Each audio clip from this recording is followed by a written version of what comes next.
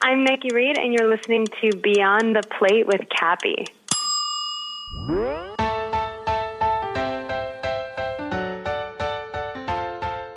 We should want our children to be eating exactly the way that we want to eat. Just because their palates are young doesn't mean that we can't help them expand and introduce them to all the things.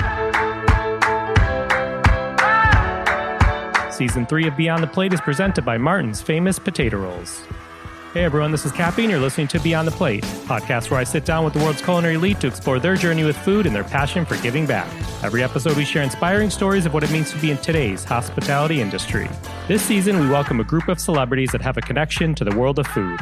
Whether they host a food show, have a cookbook, or simply give back through food, we're excited to have them join us on Beyond the Plate. Season 3 of Beyond the Plate is made possible with the help of our friends at Martin's Famous Potato Rolls. Martin's Potato Rolls are the #1 branded hamburger bun in America, and as I like to say, they can make almost any burger taste better. I recently ran into the Martin's team at the National Restaurant Association show in Chicago. Was happy to see all of their product offerings and so many other products featured at the show that were using Martin's rolls, which was pretty neat. Martin's believes in giving back to their community. They support hundreds of charitable organizations such as food banks, after-school programs, disaster relief, and others. To learn more about Martin's, visit their website at potatorolls.com or follow them on social media at Potato Rolls. Martin's, we thank you. Season 3 of Beyond the Plate is made possible with the help of our friends at Guinness. Guinness can be part of your celebration, whether you're in the pub or at home. Guinness has been brewing great beer for almost 260 years. Whoa! There's more than just the iconic Guinness Draft Stout. While I enjoy a nice cold Guinness, I also like to use it in the kitchen, say to jazz up a house-made barbecue sauce. Maybe make some grilled chicken wings this summer, toss them in a little barbecue sauce, spiked with some Guinness. Hey now. But did you know, arguably, I didn't know this, the first ever food pairing involves Guinness. In the 1830s, the British Prime Minister at the time noted how well Guinness goes with oysters. Who knew? But you know what else I love about Guinness? I can't get enough of their Guinness Gives Back program. They recently worked with Jeff Morrow to raise money for food banks in both Chicago and New York, and around St. Patrick's Day, Guinness donated $1 for every Guinness mustache posted to social media with the hashtag #StashForCharity.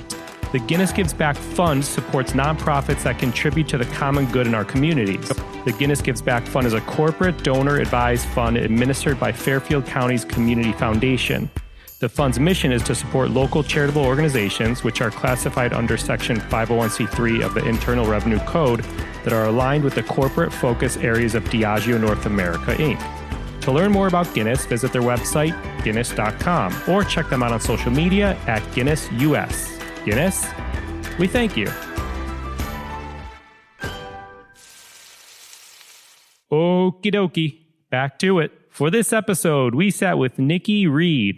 What a nice woman. She was at home in Los Angeles, and we cruised through this episode. It was super fun, but her daughter was at home. Yes, she watches her daughter, and we talk about a ton of stuff, from her lifestyle to a company she's involved with called Raised Real, which is a baby food focused product, which I actually receive at my house.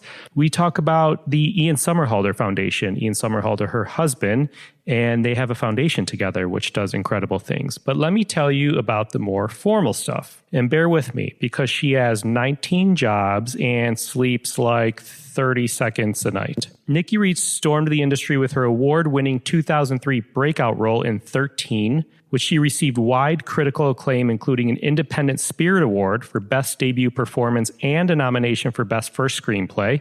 She's since become best known for her role as Rosalie Hale in the Twilight Saga, in which she earned 3 Teen Choice nominations. Among her first film projects, Reed starred opposite Alec Baldwin in Minnie's First Time and opposite Emily Hirsch and Heath Ledger in Sony's surf and skate cult hit Lords of Dogtown.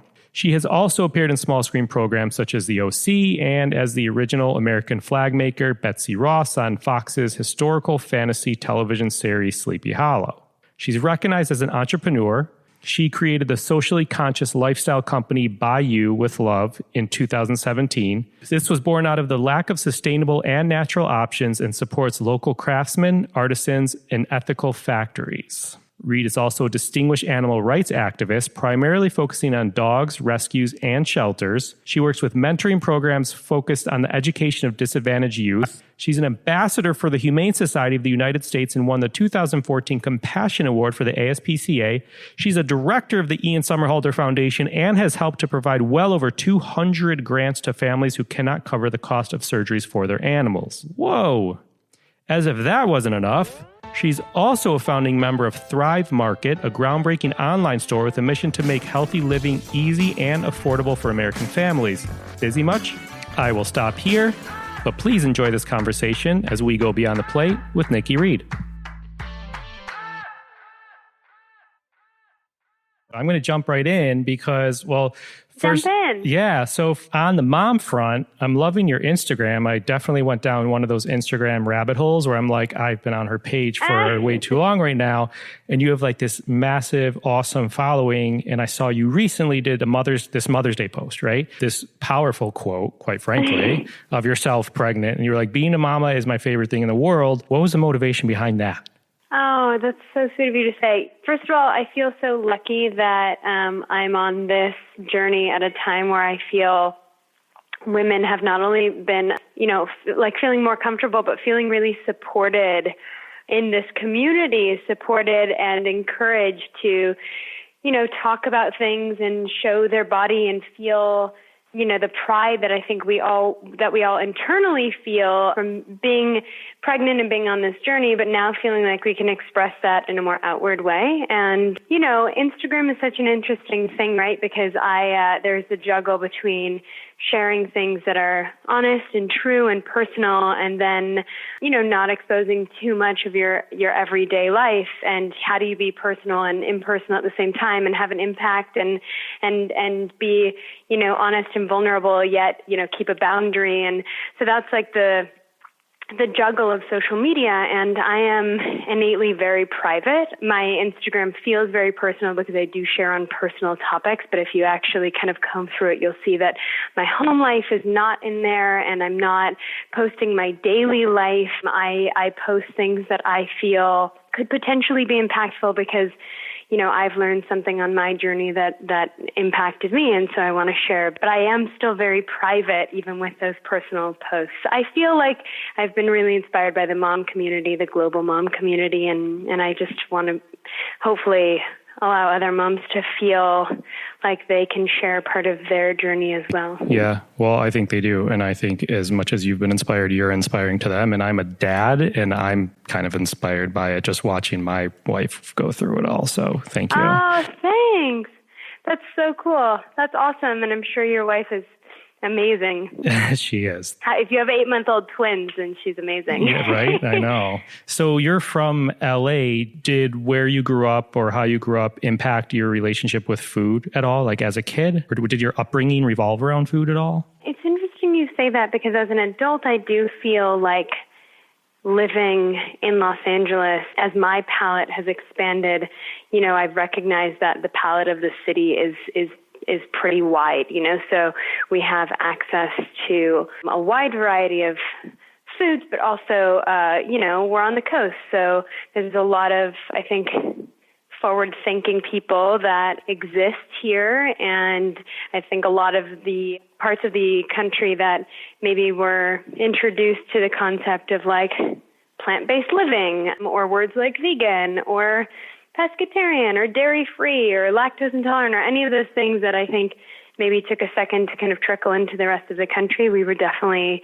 exposed to and introduced to on the coast, probably first, I want to say. But I will tell you that I grew up in Los Angeles, but I didn't necessarily grow up with all of those words in my personal, in my lexicon. I think I found my way to that on my own, journey, moving into a kind of more holistic approach to living and conscious living. But I grew up with I had a single mom who raised 2 kids on the, yearly salary that a beautician makes, and a beautician who worked out of her home. So my mom is the ultimate badass and worked worked her butt off to make it all happen for my brother and I. But we definitely grew up on fast food and making ends meet and doing the best that my mom could. And then the balance of, like if she had the time and the ability to cook, she was always cooking. So there was a lot of food in our home, but I certainly grew up,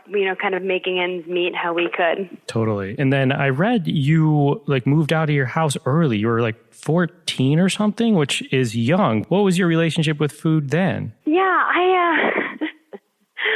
I moved out. I don't know what the exact age was. It might have been 15. It might have been right before I turned 16. Yeah. It was somewhere in that pocket. I think it was a little older than 14, okay. But I was definitely very young.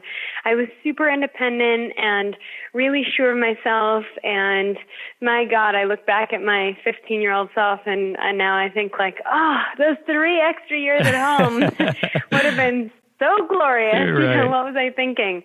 But I had very supportive parents who said, listen, if you think you can do this, then we will support you and we're here to be your safety net if it doesn't work out. But it did. It just was definitely a struggle.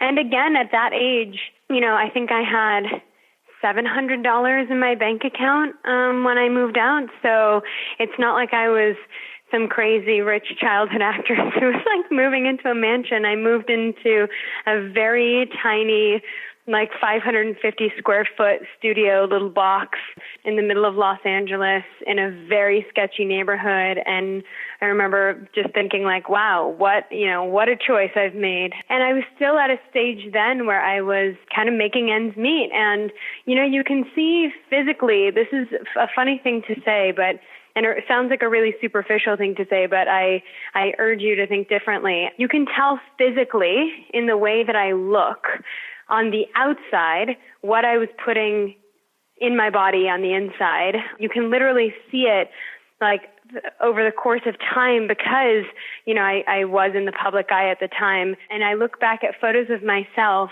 when I was 16, 17, 18, and funny enough, I get accused a lot now of having plastic surgery done on my face, a nose job or things that were, I don't even know what I hear, but I hear a lot of things all the time. And it's all because of my transition into healthy living that I actually look different. I obviously have not had any plastic surgery done on my face, and I did not have a nose job, and I've never had braces. I didn't have veneers put on. But what's amazing is when the inside of your body becomes healthy, it shows immediately on the outside. And the bridge of my nose got smaller because I probably had less fluid. You're eating a ton of crap and putting junk in your body, and your body has an immediate reaction to that. I mean, it swells. My face was puffy. My teeth were literally a different color. And I'm not a scientist and I'm not a doctor, and I can't tell you why all of these changes happened almost overnight. But, I felt different and I looked different as a result of healthy eating. Interesting. That's fascinating. Thank you for sharing that. I'd like to ask what people's dinner table was like growing up, but I'm actually curious, your dinner table now, do you cook much, and does your daughter watch you cook, or do you do family dinner? Yeah, we're big foodies in this household. I love to cook. My husband loves to cook. So when we have the time, we're living in the kitchen. It revolves around the kitchen. Is there a favorite dish? Yeah, let's see. Favorite dish. A favorite dish of his that you like, or favorite dish of yours that he likes? Favorite dish of his that I like. Let's start there. So I like to describe my husband as a mad scientist in the kitchen because he makes all these crazy, funky concoctions that are usually it sounds basic because they come from the NutriBullet, but it's not basic because it's he's a mad wizard scientist making tonics and juices and that type of thing. So if I were going to describe the balance of us in the kitchen, I would say that I'm making the solids and he's making the liquids, but it's equally as intricate. So he's all about making these super cool chaga infused reishi mushroom tonics with dandy tea and turmeric and all those beautiful spices and healthy oils and all that stuff. So he's the sauce maker. So if I'm making a dish that's a quinoa broccoli stir fry or a lemongrass soup, Ian is the one that's making all of the the accoutrement, What a team. I love this. And we are kind of a team. We are. We actually are, when we get to have that kind of family time, which is not every night by any means. I'm just describing like our ideal kitchen night.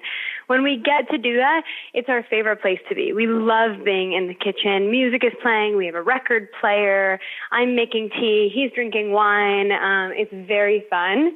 And when we were, thinking about homes that we wanted to live in, when we were, this is many, many years ago when we got together and we were thinking about buying our first home, that type of thing. I remember the kitchen being a big topic for us because we wanted it to be a kitchen that was open to the house. So that's us in the kitchen. And not to switch topics and dive into why I found Raised Real, which is my company now. Great segue. Thank you. I was just going to jump into that, but I want to just preface it. I get Raised Real. I'm a fan of it. And in preparing for this conversation, I was so excited to learn that you had teamed up with them. And I'm excited for my twins to start eating it more. So jump in. I want to hear much about it. That's so awesome. Yeah, so I discovered this company like any other mom. I mean, I just actually discovered it as what sounds like you did with your family, wanting to be able to feed our children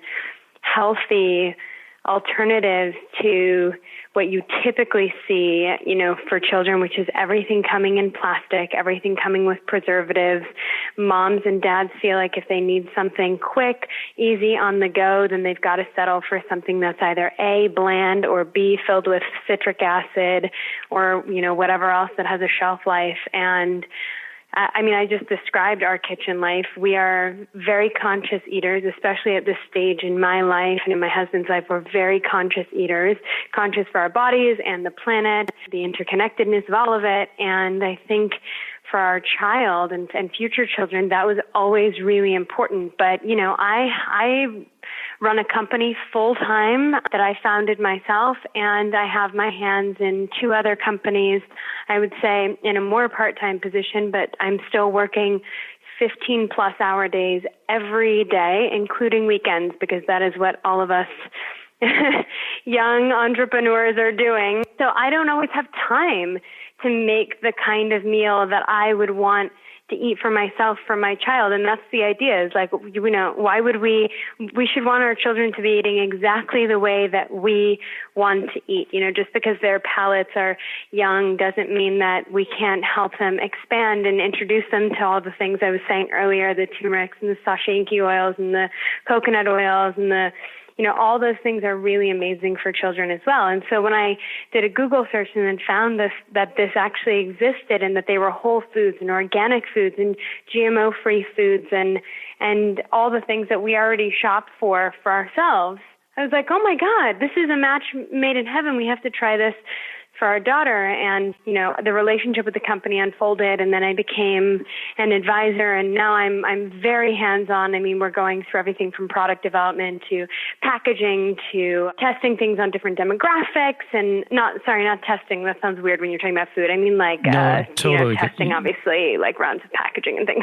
But I'm very involved now, and I'm loving every second of it. So is your daughter, or does she have a favorite? So she has, well, like all kids, right? She has things she likes and she has things that she doesn't like, and she's very clear on all of that, as young people are. They're very direct and clear on that. And that's also part of why I was just so in love with this company, is that I felt like, you get it. You're in the kitchen too. You can make 10 million things for your child, and half of it can end up on the floor or more if it's not what they're in the mood for. You can spend like 25 minutes cooking string beans and broccoli, and you put it on their tray and they don't have words yet. So if that's not what they're feeling, it's just like, bye, that's it. And then you've missed the food window, and then you feel overwhelmed as a parent. And now suddenly it's 8:45 and they haven't had dinner. And that's part of why I love Raised Real. When I hopped on board, I was just so impressed with that. I mean, I was impressed too, because it comes in this little individual servings, and you could kind of steam them and serve these whole vegetables that are already diced up, or fruits or seeds and whatnot, or puree it into baby smooth, puree, or kind of chunky. So it kind of has options, which is neat. But I have a question. So it is frozen. And we talked to Camila Alves McConaughey, because she has also like a toddler food line that is frozen.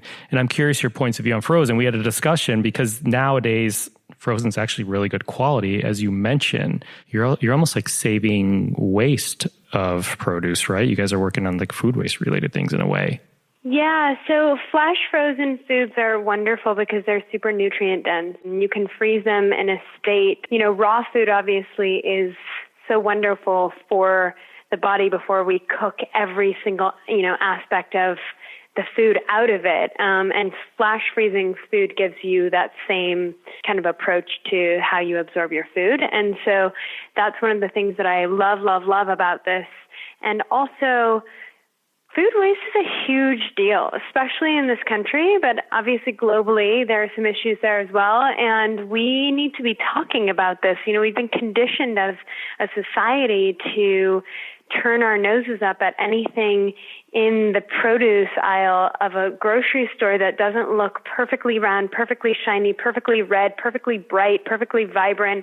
And that's just our own brain and conditioning. And a lot of those foods, by the way, are genetically modified and not great for us. And fruits and vegetables, they come sometimes in an ugly state as well and have just as many nutrients, if not more, than some of what we find ourselves putting in our bodies because of what we are conditioned to gravitate towards. So, eating imperfect fruits and vegetables is a wonderful way to combat food waste. And when things are diced up and flash frozen, it doesn't really matter what they're, what they aesthetically looked like prior to that. So yeah, imperfect fruits and vegetables. So a big portion of this podcast, like a third of it is, talking about social impact with every guest and staying on topic of what you mentioned, eco-friendly.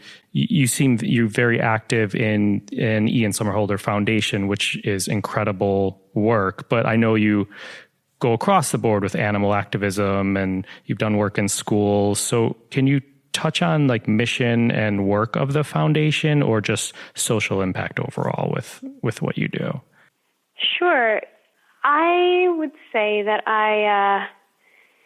there's so many things. I'm a passionate person, so there are so many things that I think speak to me on a very real level that move me and inspire me to dive in and make whatever difference I can as, one human being on this planet. I think the only difference would be that I, have a couple of people that maybe, follow some of the stuff I'm writing, and hopefully it inspires them to maybe get involved too. So in that sense, it's really wonderful to have a platform to share on. But I've loved animals since I was a child, and I've worked in animal rescue or animal rehabilitation in some capacity since I was, since before I can remember. So how's that? Pretty long time. It comes from my mother. My mom is the ultimate animal angel, so I can't say it's all my credit goes to her. But I definitely grew up in a household that really supported that. So anything I brought home that needed some extra love, whether that was a rat or a coyote or a raccoon or a squirrel, nothing was turned away. So that's all because of my mom. And I think that just kind of found itself pouring into other aspects of life, as all things do, and that, interconnectedness that I was talking about earlier. Sure, it starts with animals, but then I ended up going on this super clean, healthy living path that probably, when people ask me, like, how did you get into that? It probably in some way did start with animals. You start trying to understand, like, what cruelty-free means, and suddenly that directs you to the products that we're using, and then it makes you wonder, like, well, they're also cruelty-free, but they're also paraben-free. What does paraben-free mean? And then you're like, oh, wow, there's also all these crazy chemicals that were being tested on animals that now we're are we going to put those into our body, and what's that mean? And all of it kind of, like, leads to the next thing. It's a domino effect, and there are endless segues, and that's just the way that is. So I think that that's kind of what led me down that path. And in terms of, like, environmentalism and activism in that sense, I think that was just kind of like the next iteration of the evolution of the journey, and I'm still on it, by the way. I'm just learning things daily because I'm a curious person, and if I learn something, then maybe I share it. But I'm definitely on the journey still. I'm not like an expert in any of it. I'm just curious. It's great. It's all great work. Thank you for sharing that as well. Okay, so I have a quick speed round, which takes 30 seconds, and then one closing question, and then we're good to go. Yeah. So speed round number 1, what did you have for dinner last night?